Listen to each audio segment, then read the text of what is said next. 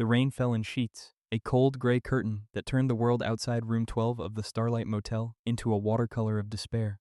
Jack watched it from the cracked window, the glass cool against his forehead. The smell in the room was a familiar cocktail of stale cigarette smoke, bleach, and the metallic tang of his own blood from a busted lip he didn't remember getting. He was a ghost haunting the ruins of his own life, and this room was just another mausoleum. Each drop of rain that struck the pavement outside sounded like a distant sniper rifle, a sound he knew intimately. It was a sound that lived in the marrow of his bones, a permanent echo from a sun-scorched valley in Afghanistan. He closed his eyes, and the motel room dissolved. The scent of bleach was replaced by the smell of ozone, hot dust, and cordite. The rhythmic drumming of the rain became the frantic, high-pitched whine of a Black Hawk's turbines, struggling to stay airborne. He was back there, in the dust and the blood. The IED had been a masterpiece of patient, brutal evil. One moment he was sharing a stale joke with Miller, the comm specialist whose daughter was about to turn 3. The next, the world was a concussion of light and sound, a monstrous fist that punched the air from his lungs and threw his armored vehicle into the sky like a child's toy. He remembered the screaming, or maybe the screaming had only been in his head. When silence finally returned, it was worse. It was a dead, hollow thing, filled with the ghosts of his men. Diaz, Rocha, Miller, gone, vaporized into a red mist and a memory that gnawed at him every waking moment. They had pulled him from the wreckage, a jigsaw puzzle of broken bones and shredded flesh held together by a thread of stubborn life. They rebuilt his body in the sterile white rooms of Landstuhl, but his soul had been declared KIA. They gave him a medal, a medical discharge, and a handshake that felt like an eviction notice from the only world he had ever known. He was a weapon without a war, a warrior without a tribe. He opened his eyes. The motel room returned, its bleakness a cold comfort. The physical scars on his face and arms were a roadmap of that day, a permanent reminder of his failure. He was the team leader. Their lives had been his responsibility. He had brought them home in flag-draped caskets while he got to keep breathing. Survivor's guilt was a weak name for it. This was a haunting. His only possession of value was the battered Ford F-150 parked outside, its engine ticking cool in the rain. It was his home, his transport, his tomb on wheels. The last of his disability pay had gone to this room, a pathetic attempt to buy a night's shelter from the storms inside his own head. He ran a hand over his face, the rough scrape of his beard a counterpoint to the smooth, puckered scar tissue over his temple. He was tired, not sleepy tired. He was tired in his soul, a deep cellular exhaustion that made every breath feel like a chore. It was then that he heard it, a sound that cut through the monotonous drumming of the rain, a low, mournful whimper. He ignored it at first. The night was full of sad sounds. It was probably just a stray cat, another lost thing in a world full of them. He had nothing to offer it. He had nothing to offer anyone, least of all himself. He turned from the window, his gaze falling on the bottle of cheap whiskey on the nightstand. There was his only friend, his only comfort. The whimper came again, closer this time, just outside his door. It was followed by a soft scratching sound, hesitant and weak. It wasn't a cat. The sound was deeper, laced with a pain that resonated with the hollow spaces inside him. Something in the sound was a mirror. "Go away," he muttered to the door, his voice a low, gravelly thing unused to conversation. The scratching stopped, but the whimpering continued, rising and falling with a desperate rhythm. It was the sound of something giving up. He felt an unwelcome flicker of something other than numbness. It was irritation, sharp and hot. He didn't want this. He didn't want to care about anything. Caring was a liability. Caring got people killed. He stood there for a long minute, the man and the ghost warring within him. The ghost told him to drink the whiskey, to drown the sound, to let the world handle its own damn problems. The man, the part of him he thought had died in that valley, was already moving toward the door. With a curse that was half prayer, half surrender, he twisted the knob. The November wind bit at him, carrying the smell of wet asphalt and decay. And there, huddled against the peeling paint of his door, was the source of the sound. A German shepherd. Or what was left of one. It was a walking skeleton draped in matted fur. Its ribs were a washboard beneath its soaked coat. One of its ears was torn, and its eyes, when it lifted its head to look at him, were old and full of a familiar, haunted light. They were his eyes. The eyes of a soldier who had seen too much and lost everything. The dog didn't bark. It didn't growl. It just looked at him, a tremor running through its emaciated frame, and let out one more soft, defeated whimper. It was a question and a plea. In that moment, the world narrowed to the space between them. The rain, the motel, the ghosts of Afghanistan. They all receded. There was only the broken man and the broken dog, two survivors meeting on the edge of the abyss. He saw his own pain reflected in those intelligent, amber eyes, and something inside him, a lock that had been rusted shut for years, began to creak open. He had come to this motel to die, but death, it seemed, would have to wait. He knelt, his bad knee screaming in protest. The dog flinched but didn't move away. "Easy, boy," Jack whispered, the words feeling foreign on his tongue. He held out a hand, palm up, the way he'd been taught. The dog watched the hand for a long moment. Then slowly, hesitantly, it leaned forward and rested its wet nose in his palm. The contact was like an electric shock, a jolt of connection in a life defined by its absence. A pair of headlights cut through the downpour, swinging into the motel parking lot and pinning them in the sudden glare. A rusted-out pickup truck, its engine sputtering and backfiring, skidded to a halt. The driver's side door flew open, and a large, slovenly man stumbled out, a half-empty bottle of whiskey in his hand. "There you are, you useless piece of crap," the man bellowed, his voice slurred with alcohol. "Get over here!" The dog flattened itself to the ground, a low growl vibrating in its chest. It wasn't a threat, it was the sound of pure terror. Jack didn't need to be a detective to understand the situation. This was the dog's tormentor. This was the source of its brokenness. The man, whom Jack mentally labeled Earl, staggered toward them, brandishing a thick leather leash with a vicious-looking choke chain. "I'm talking to you? Dog, you run off on me again, I'll beat you till you can't walk." Jack rose slowly, placing himself between the man and the dog. He didn't say a word. He just stood there, a specter in the rain, his 6'3" frame an immovable object. The ghosts that usually haunted him were gone, replaced by a cold, clear focus he hadn't felt since his last mission. A new mission had just presented itself. Earl stopped, squinting. "The hell you looking at? That's my dog. Get out of the way." Jack's voice, when it came, was quiet, but it carried the weight of thunderclouds. "Not anymore." The man laughed, a wet, ugly sound. "Is that so? You in what army?" Jack took one step forward. He didn't raise his voice. He didn't clench his fists. He simply let the mask of the numb civilian fall away, and for a second, Earl was looking into the eyes of a predator. He was looking at the man who had hunted other men in the darkest corners of the world. The man saw things in Jack's eyes, flickering images of fire and death, of controlled violence and absolute finality. He saw a man who had nothing left to lose and who was perfectly capable of erasing him from existence. "You're going to get in your truck," Jack said, his tone flat and devoid of emotion. "You're going to drive away, and you're never going to come near this animal again. Do you understand me?" The drunken bravado evaporated from Earl's face, replaced by a primal fear. He was a bully, and bullies were cowards at their core. He glanced from Jack's dead eyes to the dog cowering on the ground, and something in his liquor-soaked brain made the right calculation. He swallowed hard, his atoms apple-bobbing. He mumbled something incoherent, took a stumbling step back, and then another. He practically fell into his truck, fumbled with the keys, and roared out of the parking lot, his tires squealing on the wet pavement. The silence that descended was profound. It was just Jack and the dog again, the rain washing away the brief, ugly encounter. He knelt down again. The dog looked up at him, its fear slowly receding, replaced by a look of profound, weary gratitude. Jack gently looped his fingers under its worn leather collar and led it into the warmth of room 12, closing the door on the cold and the rain and the man who had caused so much pain. For the first time in years, Jack felt a flicker of purpose. He was still a soldier, and he had just found someone to protect. Inside, the dog shook, sending a spray of water across the threadbare carpet. It looked around the small, grim room as if it were a palace, then collapsed onto the floor with a heavy sigh, its body too weak to stand any longer. Jack filled the cheap plastic ice bucket with water and set it down. The dog lapped at it greedily, its whole body shuddering with the effort. He looked at the animal, truly looked at it. Beneath the mud and neglect, he could see the noble lines of a well-bred German shepherd. There was an intelligence in its gaze, a discipline in its posture even when lying exhausted on the floor. This was no ordinary stray. Gently, he began to examine the dog, his hands moving with a practiced efficiency learned from patching up his men in the field. The dog tensed but allowed the inspection. Jack found scrapes, bruises, and the raw, chafed skin around its neck from the choke chain. But as his fingers probed the soft fur behind the dog's torn ear, he felt it. A small raised pattern of scar tissue.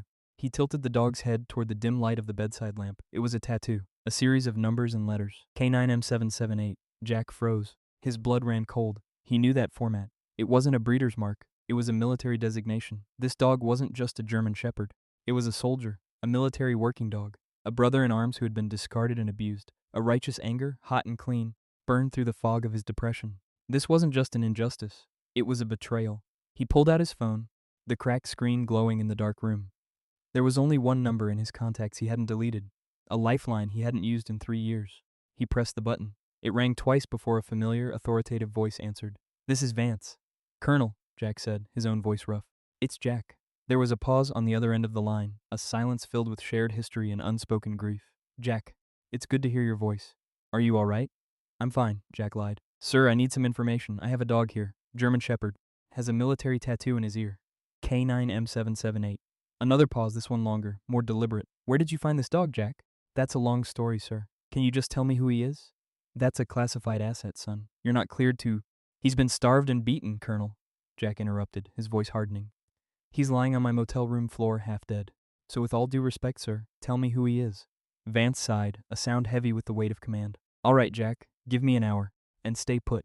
Do not move from that location. That's an order. The line went dead. Jack looked at the dog, who was now watching him with an unnerving intensity, as if he understood every word. An hour. In the meantime, the dog needed medical attention. He found a 24-hour veterinary clinic on his phone, a place called Thorn Animal Hospital about 10 miles away. All right, soldier, Jack said softly. Let's get you patched up. He helped the dog to its feet, and together they walked out of the motel room and back into the rain, leaving the ghosts behind, at least for now. The Thorn Animal Hospital was an oasis of clean, bright light in the dark, wet night. The air smelled of antiseptic and a faint, not unpleasant animal scent. A young woman with tired but kind eyes and a name tag that read doctor. Eris Thorn met them at the counter. Her professional smile faltered slightly as she took in the sight of Jack's scarred face and the dog's wretched condition. What happened here, she asked, her voice a mix of concern and suspicion. Found him like this, Jack said, his tone leaving no room for argument. He needs help. Eris led them to an examination room. She was gentle but firm, her hands moving with a quiet confidence as she checked the dog over. She cleaned his wounds, administered fluids, and drew blood for tests. Jack stood in the corner, a silent sentinel, watching her every move. The dog, despite his pain and fear, remained remarkably calm under her care, his eyes frequently flicking to Jack for reassurance. He's severely dehydrated and malnourished, Eris said, her brow furrowed in concentration. And these lacerations? This wasn't an accident. Someone did this to him. She looked up at Jack. I'm required to report cases of animal cruelty. The man who did this is gone, Jack said. He won't be back. Eris held his gaze for a moment, seeing the conviction there, and decided not to press the issue. Let's check for a microchip, she said, pulling out a scanner. She ran it over the dog's back. It beeped. Good. We've got something. She looked at her computer screen. Her eyebrows shot up. That's odd. What is it? Jack asked, moving closer. The chip is encrypted, she said, pointing at the screen. It's registered to a single entity, the United States Department of Defense. This dog is government property. She looked from the screen to the dog, then to Jack. The pieces began to click into place. You're military, aren't you? Before Jack could answer, his phone buzzed. It was Vance. He stepped out into the hallway. Talk to me, Colonel. Vance's voice was grim. Jack, you've stepped in something deep. The dog's name is Kaiser. He was an asset with a special operations unit, part of a DARPA program for enhanced tracking and apprehension. His handler was Kaye about 18 months ago. Jack's stomach tightened. What happened to Kaiser? He was slated for decommissioning. Standard procedure for assets that can't be reassigned. But he never made it to the facility. The transport was hit. The official report says he was lost in the ensuing chaos, presumed dead. But my source says otherwise. One of the private contractors on the transport detail, a man named Marcus Thorne, stole him. Thorne figured he could sell a highly trained animal like Kaiser on the black market for a small fortune. Thorne? Jack repeated, a cold dread creeping up his spine. He looked through the glass into the exam room, at the vet's name tag. Dr. Eris Thorne. That's right, Vance continued, oblivious. He's a nasty piece of work. Ex-military police, dishonorably discharged. He runs a crew of mercenaries. If he finds out you have his property, he won't be happy. Jack, you need to walk away. Turn the dog over to the local authorities and disappear. No, sir, Jack said, his voice hard as steel. I'm not leaving him. Jack, listen to me. These aren't some backwoods thugs. These are professionals. They will kill you to get that dog back. Let them try, Jack said, and hung up the phone. He walked back into the exam room just as Eris was saying, my brother, he was a contractor. He told me he'd acquired a special dog. He was cruel. I tried to get him to give the dog to me, but he refused. The dog ran away from him tonight. That's my brother's truck you must have seen. Her face was pale. His name is Marcus. The universe had a sick sense of humor. The air in the small room became thick with unspoken tension. They both knew what this meant. Marcus wasn't going to let this go. He wouldn't just be after the dog. He'd be after revenge. A sudden crash from the front of the clinic shattered the quiet. The sound of splintering wood and shattering glass. Then a man's voice, cold and angry. Where is he, Eris? Where's my dog? Jack's training took over. The world slowed down. His mind became a tactical map. Get in the back, he ordered Eris, his voice a low command. Lock the door. Call the police. But go now. Eris, her face a mask of terror, grabbed Kaiser's leash and scrambled toward a door at the back of the room.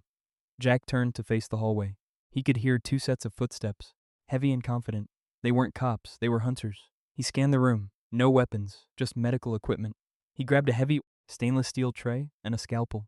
Not ideal, but better than nothing. He flattened himself against the wall next to the door, controlling his breathing, letting the familiar adrenaline sharpen his senses. He was no longer Jack, the broken civilian. He was Master Sergeant Jackson Cole, United States Marine Corps Forces Special Operations Command, and his war had just come home. The door swung open. A large man in tactical gear stepped in, a silenced pistol in his hand. He was scanning the room, expecting to see a scared vet and a dog. He wasn't expecting the steel tray that crashed into the side of his head with the force of a battering ram. He went down in a heap, his weapon clattering across the linoleum floor. Jack scooped up the pistol in a fluid motion, his hand wrapping around the familiar grip. He checked the magazine, chambered around. Home. The second man, Marcus Thorne, appeared in the doorway. He was bigger than his crony, with cold, dead eyes and the arrogant smirk of a predator. He saw his man on the floor and the gun in Jack's hand. The smirk vanished. "You made a mistake coming here," Marcus snarled. "You made a mistake when you laid a hand on that dog," Jack countered, his voice a low growl. From the back room, a ferocious bark erupted, followed by the sound of the door crashing open. Kaiser, no longer a broken, cowering animal, launched himself into the hallway. He was a black and tan missile of righteous fury. He ignored Jack and Marcus, his eyes locked on the man on the floor who was just beginning to stir. Kaiser's training, buried under months of abuse, came roaring back to life. He hit the downed man in the chest, his jaws clamping down on the man's gun arm with a sickening crunch of bone. The man screamed, a high, piercing sound of agony. Marcus was momentarily distracted, his eyes flicking to his downed man. It was the only opening Jack needed. He moved, not like a man, but like a force of nature. He closed the distance in 2 quick strides, his left hand grabbing Marcus's gun wrist and twisting it violently, forcing the weapon skyward. A muffled shot went off, punching a hole in the ceiling. With his right hand, Jack drove the butt of his pistol into Marcus's throat. Marcus gagged, stumbling backward, his eyes wide with shock and pain. Jack didn't let up. He was a whirlwind of controlled violence. A knee to the groin, an elbow to the jaw. He disarmed Marcus, sending the second pistol skittering away. He drove Marcus back against the wall, the man's head connecting with the concrete with a dull thud. Marcus slid to the floor, dazed and defeated. The fight had lasted less than 10 seconds. Jack stood over the 2 men, his chest heaving, the pistol held steady. The silence in the clinic was broken only by the whimpering of the man whose arm was in Kaiser's jaws and the distant wail of approaching sirens. Kaiser, seeing the threats neutralized, released his hold, a low growl still rumbling in his chest. He backed away and sat at Jack's side, his body language that of a soldier on watch, ready for the next command. Eris appeared in the doorway, her phone still in her hand, her eyes wide with a mixture of terror and awe. She looked at the carnage, at the 2 down mercenaries, and then at Jack, who stood calmly amidst the chaos as if it were the most natural thing in the world. She wasn't looking at a drifter anymore. She was looking at a warrior. The squeal of tires outside announced the arrival of law enforcement, but before the local police could make their entrance, a fleet of black, unmarked SUVs swarmed the parking lot, their doors opening to disgorge a dozen men in black tactical gear, their movements crisp and professional. Colonel Vance stepped out of the lead vehicle, his face grim. He took in the scene at a glance, the broken door, the downed men, Jack standing with a gun in his hand over them. He didn't look surprised. "Stand down, Sergeant," Vance said, his voice carrying an authority that brooked no argument. Jack lowered the weapon and kicked it away. Vance's team swarmed the building, securing the 2 mercenaries with quiet, brutal efficiency. Vance walked over to Jack, his eyes falling on Kaiser, who stood loyally at Jack's side. "I told you to stay put," Vance said, though there was no heat in his words. "They found us," Jack replied simply. Vance nodded, his gaze lingering on the dog. "I can see that." He looked at the 2 captured men being hauled away. Marcus Thorne and his associate will be facing a host of federal charges. They'll disappear into a very deep, very dark hole. He turned back to Jack, his expression softening. "There's something you should know about Kaiser, about his handler." He paused, choosing his words carefully. His handler was Sergeant Thomas Miller. The name hit Jack like a physical blow. Miller, the comms specialist from his team. The man who had died in the fire and shrapnel beside him. The man whose daughter's 3rd birthday party he was supposed to attend. The memory of their last conversation came rushing back, a ghost from the dust. Miller had been showing him a picture of a German Shepherd puppy on his phone. "This is Kaiser," he'd said, his voice filled with pride. "Gonna be the best damn dog in the Corps. Smart as a whip. Can't wait for you to meet him when we get back."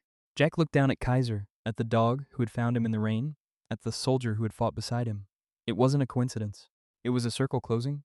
It was a debt being paid. He felt the dam inside him, the one that had held back 3 years of grief and guilt, finally break. A single tear traced a path through the grime on his cheek.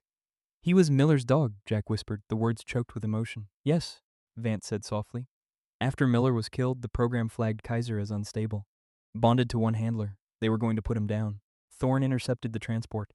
I guess, in his own twisted way, he saved the dog's life, only to make it a living hell.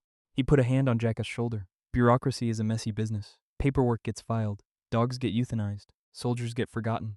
But sometimes we get a chance to make it right. Vance looked at the official-looking paperwork in his hand. According to this, military working dog K9M78 was lost in action. He doesn't exist anymore. He's a ghost. But this dog here, he said, gesturing to Kaiser, looks like a stray who found a new home. He handed a pen to Jack. The county needs a signature for the dog's release from the clinic. He's your responsibility now. It was a gift, an absolution, a new beginning. Jack took pen, his hand steady, and signed his name. He was no longer just a survivor. He was a guardian. He had a new mission. 1 year later, the cabin stood on a small hill overlooking a serene, blue lake. The derelict farmhouse Jack had inherited and abandoned was gone, replaced by a sturdy log structure he had built with his own 2 hands. The air was clean and smelled of pine needles and damp earth. The only sound was the gentle lapping of water against the shore and the distant cry of a loon. Jack sat on the porch, a cup of coffee steaming in his hands. The scars on his face were still there, but they no longer looked like maps of ruin. They were just part of him, like the color of his eyes. The haunted look was gone, replaced by a deep, quiet peace. He was thicker now, the gauntness replaced by solid muscle from a year of hard, honest labor. A heavy head rested on his knee. Kaiser looked up at him, his amber eyes bright and full of a devotion that was absolute. He was no longer a skeleton. His coat was thick and glossy, his body powerful and lean. He was the picture of a noble, confident animal, the soldier he was always meant to be. The screen door creaked open, and Eris stepped out onto the porch, carrying another mug of coffee. She had left the city clinic behind, opting for a small-town practice and a quieter life. She smiled at Jack, a genuine, easy smile that reached her eyes. She had become part of their small, unlikely family, a healer who had helped mend them both. "He's staring at you again," she said, nodding at Kaiser. "He's just making sure I'm still here," Jack replied, scratching the dog behind his ears. They sat in comfortable silence, watching the morning mist burn off the lake. The ghosts of Afghanistan still visited Jack sometimes, but they were different now. They were no longer accusers. They were just memories, sad but distant echoes of a life he had survived. He had found a way to honor them, not by dying with them, but by living for them. Kaiser suddenly lifted his head, his ears perked, and let out a single, sharp bark. A moment later, a car appeared on the long gravel driveway. It was Colonel Vance, now retired, making his annual visit. He got out of the car, and Kaiser trotted over to greet him, his tail giving a few slow, respectful wags. "He looks good, Jack," Vance said, walking onto the porch and accepting the coffee Eris offered him. "We're both doing all right," Jack said. They stood there together, the 2 soldiers, the healer and the dog who had brought them all together. They were a pack, a tribe, a testament to the fact that sometimes the deepest wounds aren't healed by forgetting, but by finding a new reason to remember how to live. Jack looked out at the water, at the endless blue sky, with Kaiser's solid, reassuring weight against his leg. He had walked out of the fire, a ghost in a world of the living. But a lost dog, another broken soldier, had met him in the rain and led him all the way home.